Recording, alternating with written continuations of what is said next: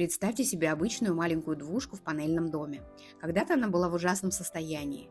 Такое пространство требовало решительных действий, поэтому мы снесли все ненесущие стены, чтобы создать новую планировку. Эта двушка на продажу, поэтому стиль был выбран максимально универсальный. В результате получился интерьер в светло-серой цветовой гамме с яркими синими акцентами. Это и стало изюминкой проекта.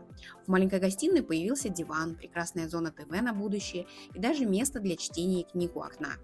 В спальне нашлось место для просторной гардеробной. Кухня маленькая, но очень милая и функциональная.